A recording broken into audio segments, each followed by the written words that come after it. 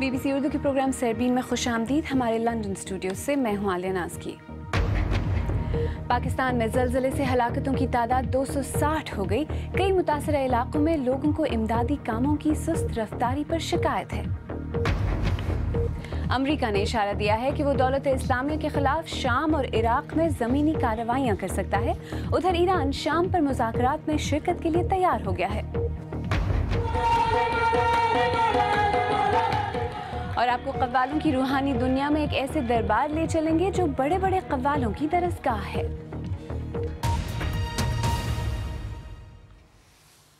पाकिस्तान में 26 अक्टूबर को आने वाले तबाहकुन ज़लज़ले की वजह से खैबर पख्तूनख्वा के अलावा कबायली इलाकों में भी जानी और माली नुकसानात हुए हैं।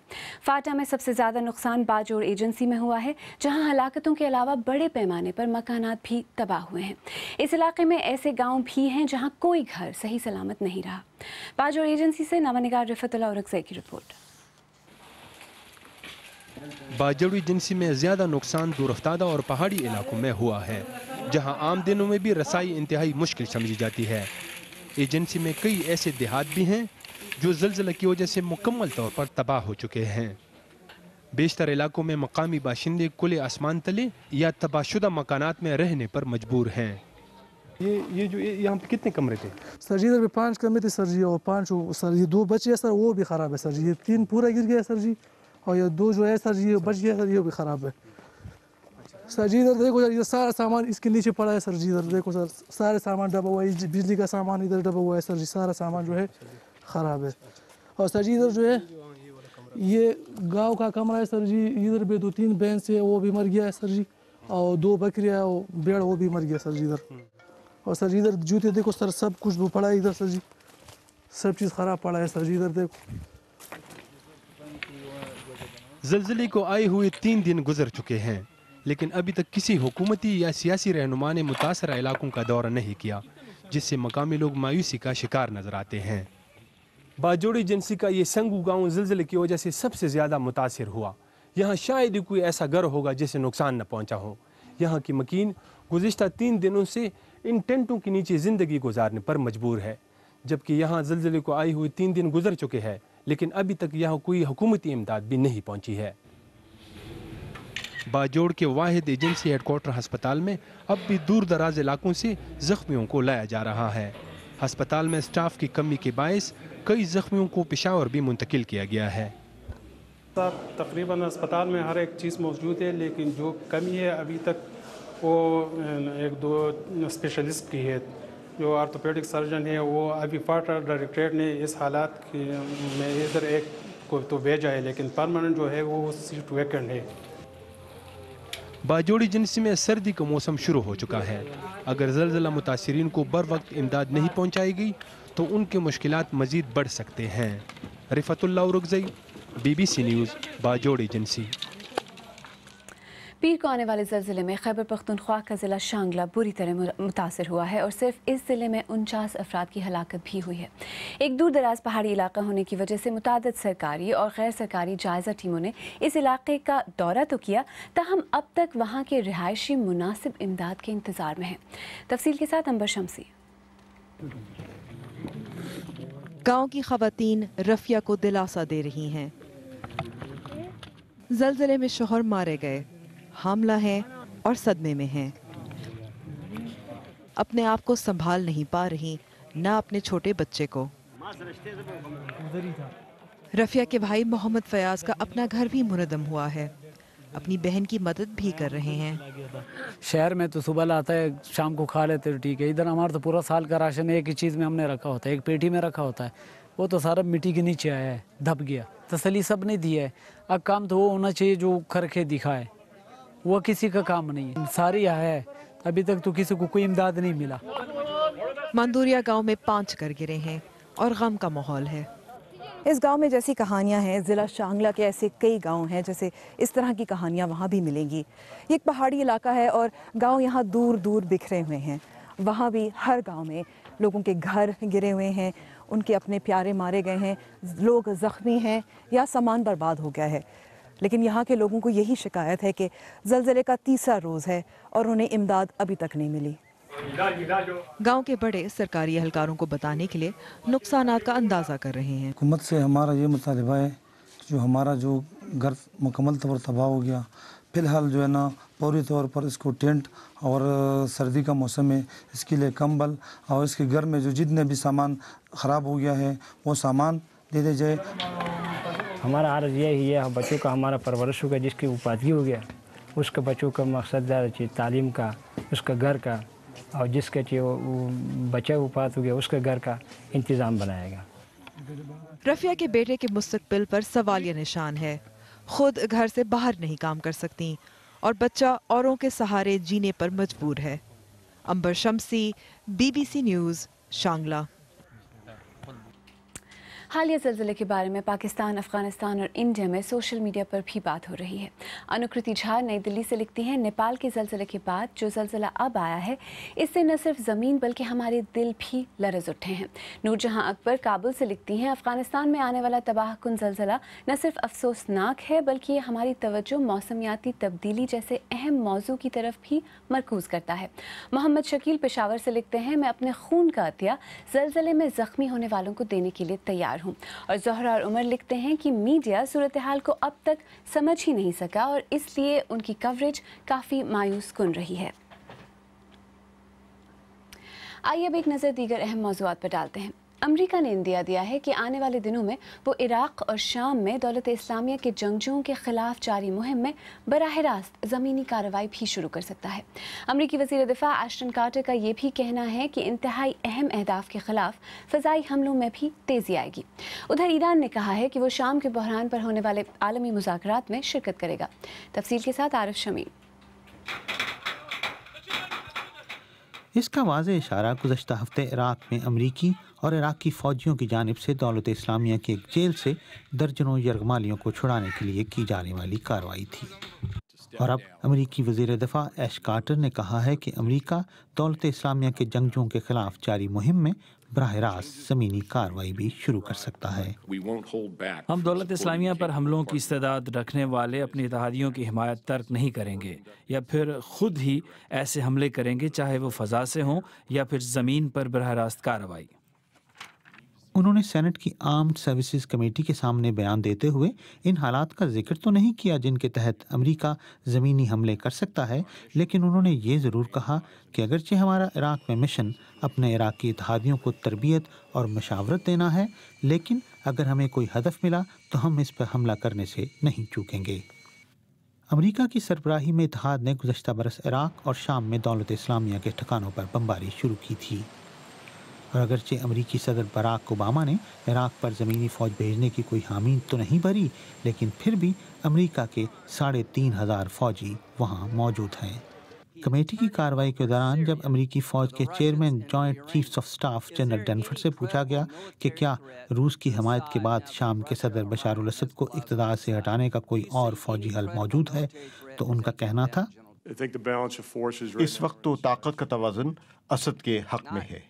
और जब उनसे पूछा गया कि क्या अमेरिका की हिकमत अमली नाकाम हो गई है, तो उन्होंने कहा कि वो इसका जवाब नहीं दे सकते। Arif Shamim, BBC news. फ़लस्तीनी इंतज़ामिया को अक़वाम मुत्तहिदा में मुबस्सिर का दर्जा दिए जाने के बाद फ़लस्तीनी रहनुमा महमूद अब्बास ने पहली मरतबा इससे खिताब किया है। ये दर्जा 3 बरस कबल दिया गया था। उन्होंने अपने खिताब में कहा कि तशद्दुद के हालिया वाक़यात के बाद बैनुल अक़वामी बिरादरी को चाहिए कि वो फ़लस्तीनियों को तहफ़्फ़ुज़ फ़राहम करे। जर्मनी के कार बनाने वाले इदारे वॉक्सवैगन की गाड़ियों में मुज़र सेहत गैसों के इखराज के स्कैंडल के बाद बढ़ती हुई लागत ने कंपनी को खसारे की जानिब धकेल दिया है। वॉक्सवैगन के मुताबिक साल की तीसरी सहमाही में गाड़ियों की मुरम्मत के लिए 6.7 अरब यूरो मुख्तस करने के बाद खसारा तकरीबन 3.5 अरब यूरो था। नासा की खलाई गाड़ी कैसिनी सैयारा ज़ुहल के बर्फीले चांद एनसेलाडस के करीब से गुजरने वाली है। ये खलाई गाड़ी चांद की सतह से सिर्फ 50 किलोमीटर के फासले से परवाज करते हुए इस पर पानी के बुखारात में से गुजरेगी और कीमियाई तजुर्बात के लिए नमूने हासिल करेगी।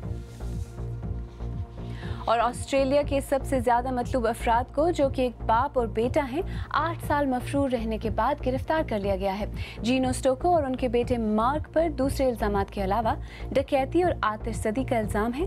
پولیس کی ایک بھاری نفری نے انہیں نیو ساؤتھ ویلز کے ایک فارم سے گرفتار کیا۔ اور ہماری ویب سائٹ bbcurdu.com پر آپ نے شام کے مسئلے پر امریکہ اور مغربی ممالک کی جانب سے ایران کو بات چیت میں شامل کرنے کی خبر خاصی پڑھی۔ اس کے علاوہ خود کو دولت اسلامیہ کہنے والی شدت پسند تنظیم کی قید سے رہائی پانے والے ایک پادری کی کہانی میں بھی آپ نے بہت دلچسپی لی۔ آپ BBC اردو کا پروگرام سیربین دیکھ رہے ہیں۔ پروگرام میں آگے چل کر دیکھیے گا ترکی کی معیشت پر خطے کے خراب حالات کیا اثر ڈال رہے ہیں، اور دیکھیے گا کہ قوال بننے کے لیے کن کن مراحل سے گزرنا پڑتا ہے۔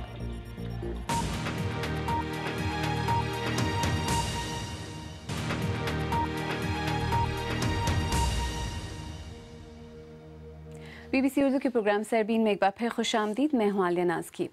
ترکی ماضی قریب میں دنیا کے تیزی سے ترقی کرتے ہوئے ملکوں میں شامل تھا، لیکن خطے میں عدم استحکام کے اثرات اس کی معیشت پر بھی مرتب ہونے لگے ہیں۔ اس پس منظر میں ترکی میں ہونے والے انتخابات کی مہم میں ملک کی معاشی صورتحال ایک اہم ایشو بن کر سامنے آئی ہے۔ انقرہ سے ہمارے نامہ نگار کاشف قمر کی رپورٹ۔ ترک معیشت رواں دواں تو ہے، لیکن اس کا پہیہ کچھ آہستہ ہوتا جا رہا ہے۔ ترقی کی شرح 5 برسوں میں تقریباً 10% سے گر کر 3% تک آ گئی ہے۔ وجہ ہے ترکی کے پڑوس کے حالات۔ شام کا بحران لاکھوں پناہ گزینوں کے ساتھ بری خبریں بھی لایا ہے۔ ترکی پر ہر طرف سے پریشر پڑا ہوا ہے، اقتصادی لحاظ سے بھی اس کا پریشر ہے، امریکہ سے ہے، رشیا سے، رشیا کے ساتھ تعلقات جو ہیں وہ اس لحاظ سے بہتر نہیں ہیں، لیکن یہ اگر تو آگ پارٹی تنہا آ گئی تو شاید حالات بہتر ہو جائیں، لیکن اگر تنہا نہ آئی تو پھر حالات جو ہے مزید خراب ہونے کی توقع کی جا رہی ہے، جس کا لازمی طور پر اقتصادی صورتحال پر بھی اثر پڑے گا اور یہ منفی اثرات پڑ سکتے ہیں۔ صدر ایردوان کی 13 برس سے برسر اقتدار جماعت AK پارٹی سب سے زیادہ اپنی معاشی کامیابیوں کا ہی ذکر کرتی ہے۔ انقرہ یونیورسٹی میں سیاسی معاشیات کے پروفیسر ڈاکٹر بینن ایرس کے بقول جو معاشی خوشحالی نجکاری اور بڑے بڑے تعمیراتی منصوبوں سے پیدا ہوئی تھی، وہ ملکی اور علاقائی استحکام کے بغیر کبھی جاری نہیں رہ سکتی۔ میرے خیال میں تو AKP یا کسی بھی حکومت کے لیے شاید آئندہ 15-20 برسوں تک معاشی کامیابی کو عوامی حمایت کے لیے استعمال کرنا کسی بھی طرح ممکن نہیں ہوگا۔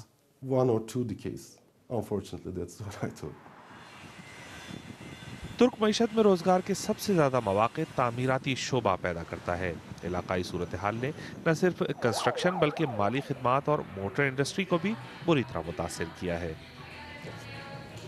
ترکی دنیا میں گاڑیاں بنانے والا 16واں بڑا ملک بن چکا ہے اور یہ ملکی معیشت کا بہت بڑا حصہ ہے، جس سے لاکھوں لوگوں کا روزگار بھی وابستہ ہے۔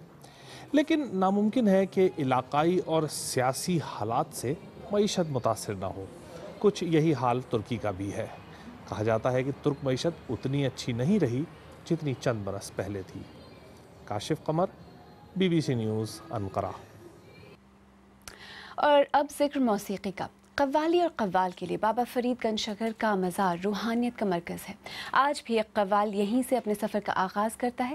نصرت فتح علی خان سے لے کر صابری برادران تک سب کے سفر کا آغاز اسی مقام سے ہوا۔ ایک قوال اس دربار کے سائے میں کیسے پروان چڑھتا ہے، دیکھیے صبا اعتزاز کی رپورٹ۔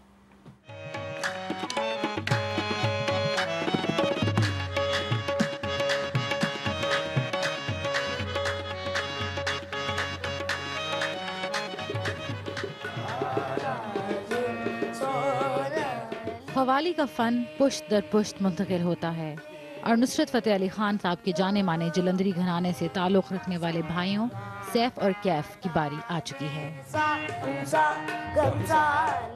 بولنا سیکھتے ہی انہوں نے اپنے باپ دادا سے قوالی کے سروں اور سازوں کی تربیت لی۔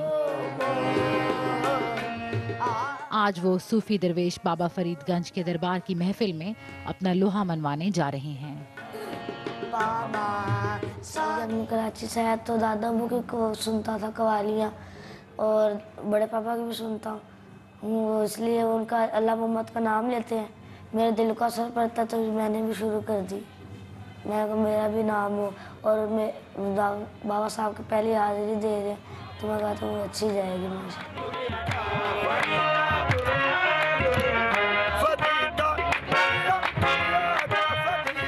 इस कवाल घराने का कहना है कि इनको दरबार के बुजुर्ग की दुआ है और इन्हें दरबार ही वापस आना है। दुनिया की नज़र में क़वाली के बादशाह नुसरत फ़तेह अली खान के घराने का इस दरबार से रूहानी ताल्लुक़ 800 साल पुराना है। इनका मानना है कि फरीद गंज चकर ने इनको दुआ दी थी कि आने वाली हर नस्ल में से अजीम क़वाल पैदा होंगे। खान साहब के भांजे दरबार पर अपनी क़वाली के ज़रिए अपनी मोहब्बत और अक़ीदत पेश करने आए हैं। हमारी तो ये दरसगाह भी यही है और हमारा इंस्टीट्यूट भी यही है, और हम वो कहते हैं ना, वो कवाली की अप्रूवल जो नई कवाली बनाते हैं वो सुनाने के लिए पहली कवाली हजूर बाबा साहब को पेश करते हैं, उनको सुनाते हैं और उनसे अप्रूवल लेते हैं। और यहाँ पे पाकिस्तान से क्या पूरी दुनिया से जहाँ के भी कवाल हैं उनकी ख्वाहिश होती कि हजूर बाबा साहब की दरगाह पे हाज़िरी दे सकें। कहा जाता है कि क़वाली की बुनियाद बुजुर्गान दीन ने यहीं से रखी थी और यही वजह है कि तमाम बड़े क़वाल घरानों का ताल्लुक़ पाकपतन से है। क़वाली के बोल बुजुर्गों की दी गई मीरास है। उर्स की मुंतखब शुदा 4 रातों को महफिल समा कहा जाता है, जहाँ क़वाल और क़वाली की रूहानी डोर साफ महसूस होती है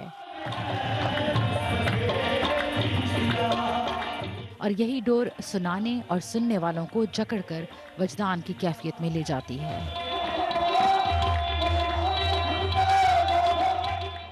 रवायती क़वाल घरानों का इस दरबार से अक़ीदत का रिश्ता सदियों पुराना है। वो दुनिया में कहीं पर भी हों, बार बार इस दरबार पर हाज़िरी के लिए ज़रूर आते हैं।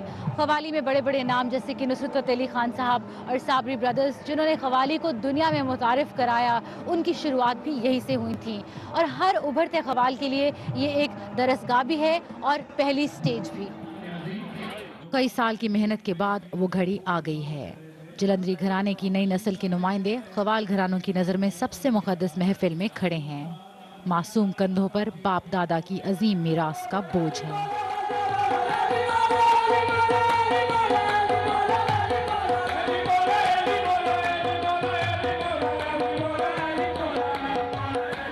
जैसे सदियों की कदीम रवायत रही है, बाबा फरीदगंज का दरबार कैफ और सैफ के इन अहम लम्हात का गवाह है और हमेशा की तरह यहीं से 2 नए क़वाल अपने सफ़र का आगाज़ कर चुके हैं।